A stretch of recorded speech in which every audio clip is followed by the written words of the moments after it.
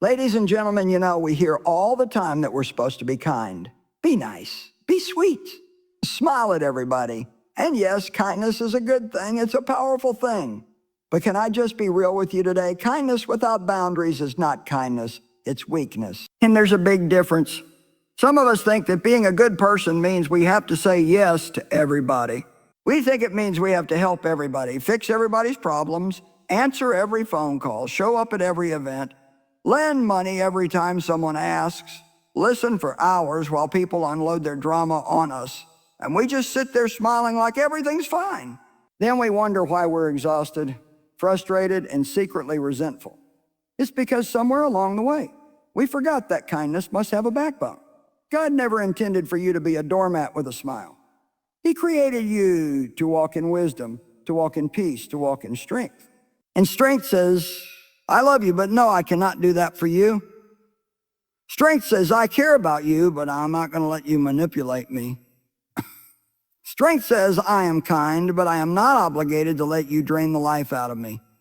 See, people will take and take and take if you let them. And listen, they're not evil for doing it. Human nature just leans towards selfishness. If you're the kind of person who always says yes, always helps, always gives in, you better believe people will start expecting it from you. They'll start seeing you as their personal rescue service. And then when you finally do set a boundary, they'll act like you're the one with the problem. They'll say things like, I thought you were a Christian. I thought you were supposed to be kind. Well, being a Christian doesn't mean being crazy. Kindness is meant to be powerful, not pitiful. Real kindness speaks the truth. Real kindness protects your peace. Real kindness loves people enough to say, I'm not going to let you use me. And I'm not going to help you stay stuck in your mess. Some of you have friendships right now that are nothing but one-sided. Some of you have family members who only call when they want something. Some of you are stuck in cycles of guilt and obligation, running around trying to keep everyone happy while your own soul is starving. And you think you're being kind, but you're really just enabling dysfunction. You're not helping them, and you're sure not helping yourself. You've got to get it settled in your heart that you are allowed to have limits. It's not selfish, it's smart. Jesus himself had boundaries. He didn't heal everybody. He didn't let everyone come with him everywhere he went. He even withdrew from the crowd sometimes just to rest and pray.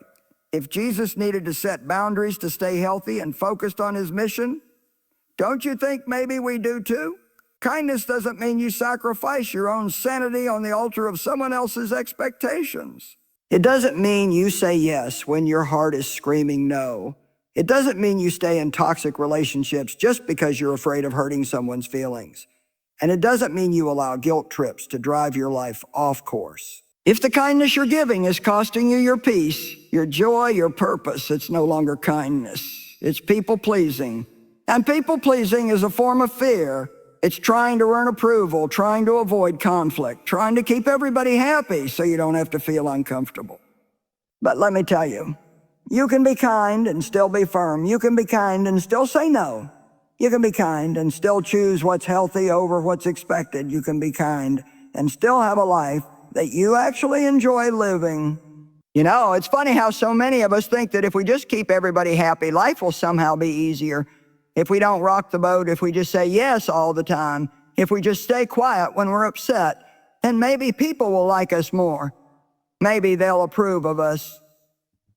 Maybe we'll finally feel like we're enough. But let me tell you something. People-pleasing is not a shortcut to peace. It's a trap. People-pleasing will have you living a life that God never intended for you. You'll be doing things you don't want to do, going places you don't want to go, committing to things you have no business committing to, all because you're afraid someone might not like you if you say no. It's exhausting, and not only that, it's dishonest because you're not really giving from a place of love. You're giving from a place of fear. You're not helping out of joy. You're helping because you're afraid of what will happen if you don't. And here's the kicker. No matter how much you do for people, it will never be enough. There will always be somebody who thinks you should have done more. Somebody who's offended because you didn't show up. Somebody who's mad because you didn't jump high enough or fast enough. You cannot make everybody happy. It's impossible. Even Jesus, the Son of God, had people who didn't like him, people who criticized him, people who rejected him, and he was perfect. So what makes us think we're going to please everybody? People-pleasing is sneaky too. It disguises itself as kindness, generosity, humility. But underneath, it's fear. It's fear of rejection, fear of confrontation, fear of being misunderstood. And if you don't deal with that fear, it'll control you. It'll make your decisions for you. You'll be walking around with a fake smile plastered on your face, saying yes on the outside while screaming no on the inside. You see, every time you say yes to something you're supposed to say no to, you betray yourself just a little bit. You chip away at your own soul. And over time, you stop even knowing what you want, what you need, what you're called to do, because your whole life becomes about managing everyone else's expectations. People-pleasing is bondage. It's slavery with a smile. You're carrying everybody's opinions, everybody's needs, everybody's emotions on your back like some kind of overworked pack mule. And then you wonder why you're tired, why you're bitter, why you feel so disconnected from your own life. It's because you've made everyone else's happiness your responsibility. And friend, that is not your job. Your job is to obey God, follow the purpose He put in your heart, live your life with integrity and joy. Your job is not to be a puppet on a string dancing to the tune of everyone else's wants and demands. People can have their opinions, but that doesn't mean you have to live by them. People can get mad, but that doesn't mean you have to bend over backward to fix it.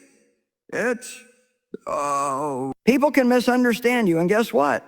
That's their issue, not yours. When you live trapped in people-pleasing, you never get to experience the life you were actually created for. You're too busy living somebody else's version of your life. You miss out on your destiny because you're tangled up in drama, guilt, and obligation, and let's just be honest. A lot of the people you're bending over backward for wouldn't do half of what you're doing for them if the roles were reversed. Think about that. You deserve to be free. You deserve to have relationships built on mutual respect, not fear and guilt. You deserve to be able to say yes when you mean yes and no when you mean no. You deserve to live your life with boldness, not bondage. You are not here to be everybody's hero, everybody's therapist, everybody's fixer, everybody's fixer. You're not here to be controlled by who might get upset or who might not approve. Somewhere along the line, a lot of good-hearted people got the wrong idea. They started thinking that being a loving, caring Christian meant becoming a doormat. Just lay yourself down. Let people stomp all over your time, your energy, your boundaries, your emotions, and call it kindness. But let me tell you, that is not what God called you to be. God called you to love people, yes. But love doesn't mean you have to lose yourself. Love doesn't mean you ignore your own needs while trying to rescue everyone else. Love doesn't mean you open up your life to every unhealthy, toxic person who decides they want a piece of you. That's not love. That's not obedience. That's not even wisdom. That's you trying to be everyone's savior. And newsflash, you're not the savior. Jesus already handled that job, and He doesn't need you to sacrifice your sanity trying to finish what He already finished. You have to understand, even Jesus had boundaries. Think about it.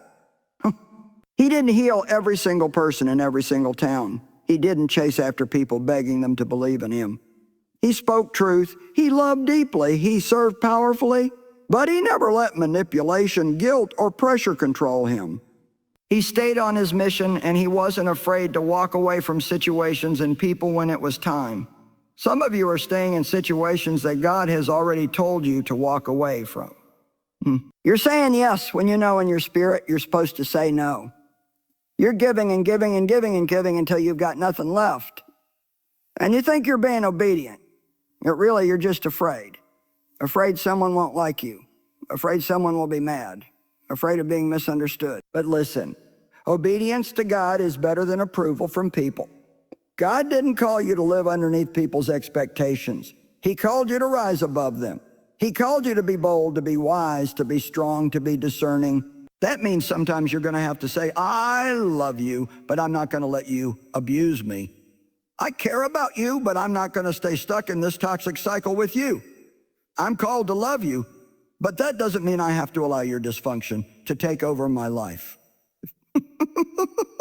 Being a doormat doesn't make you holy. It makes you drained, discouraged, and distracted from your real calling.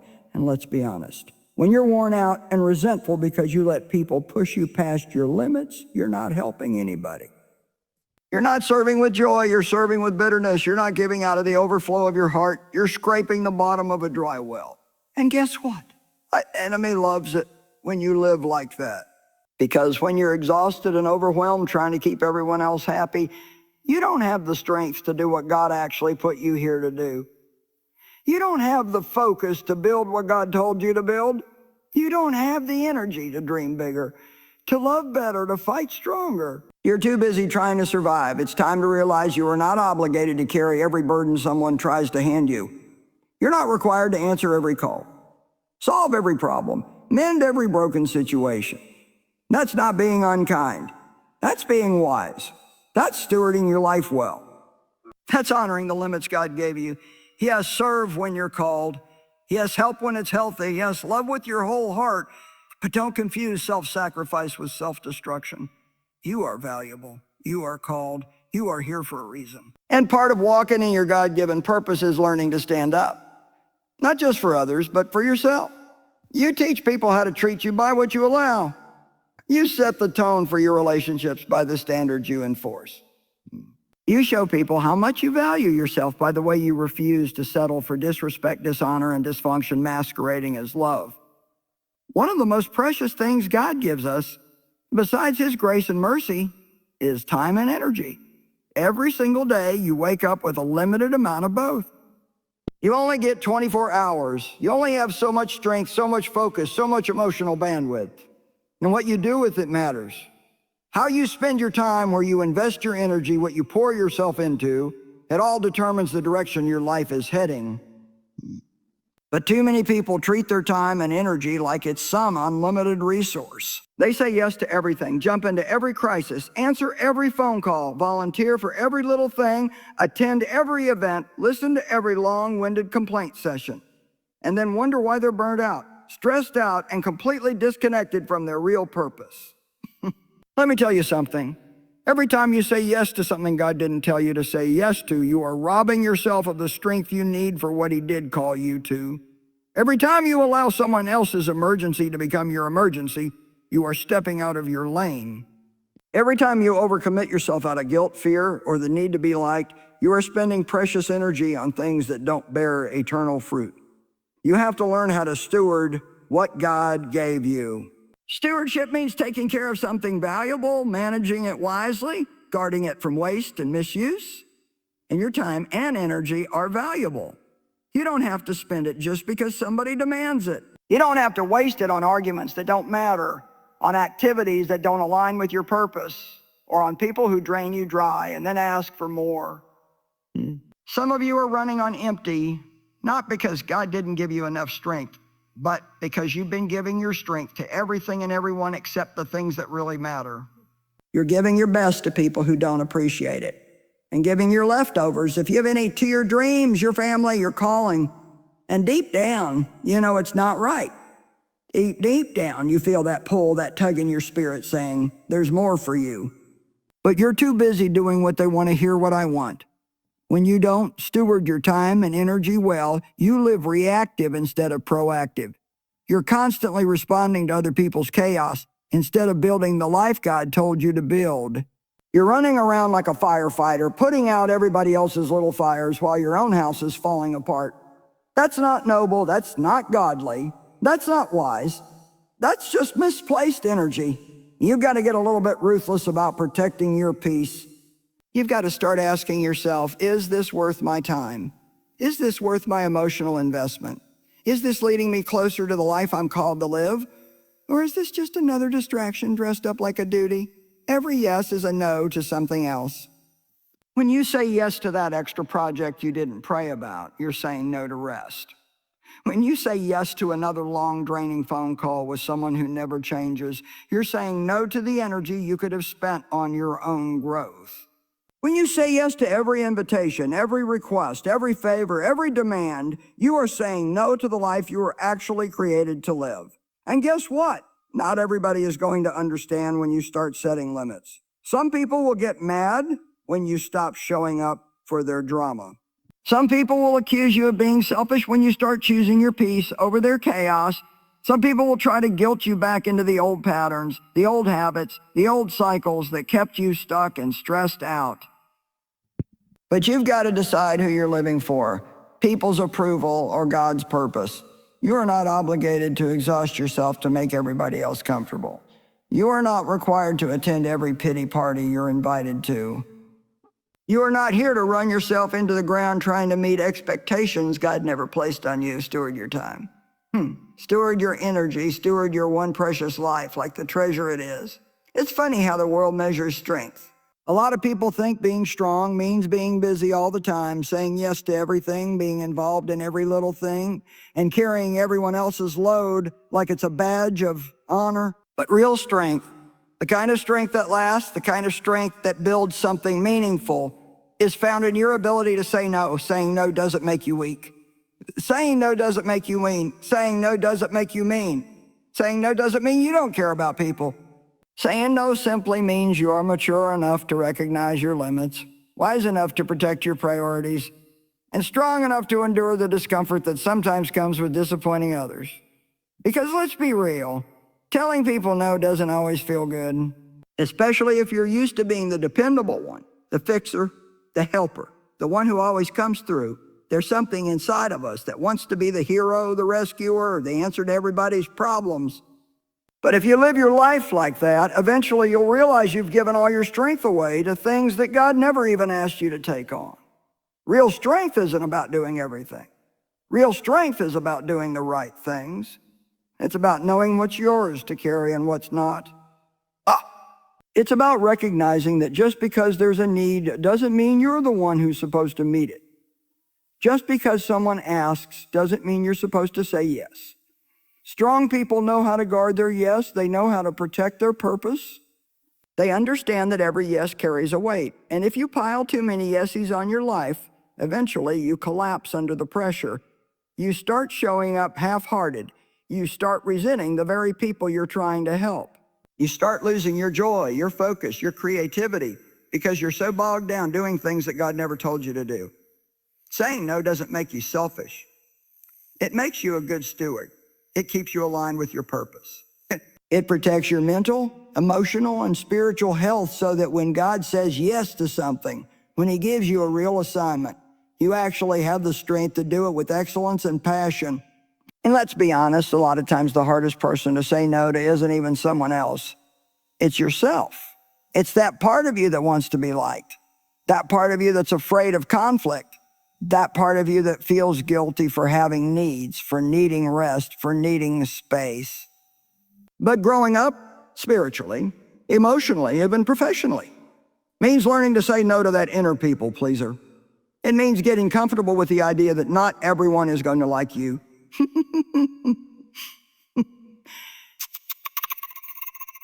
Not everyone is going to understand you, and not everyone is going to applaud your boundaries. Strong people can handle the awkwardness of disappointing others. They can handle being misunderstood. They can handle the pushback that comes when they finally start standing up for themselves. Because they know that peace on the inside is worth a little drama on the outside. They know that saying no to the wrong things is what frees them up to say yes to the right things. Real strength is silent sometimes. It's not flashy. It doesn't always look heroic. Sometimes it looks like quietly stepping away from drama. Sometimes it looks like not responding to that text. Sometimes it looks like choosing to rest instead of running to every event, every crisis, every need that pops up. Sometimes it looks like a firm but kind, "I'm sorry, I can't help with that." And here's the thing, every time you say no to something that isn't meant for you, you're saying yes to your growth. You're saying yes to your purpose. You're saying yes to the life God designed you to live, not the life people are trying to guilt you into living. You're building a life with focus, with strength, with clarity, a life that's powerful, not pitiful,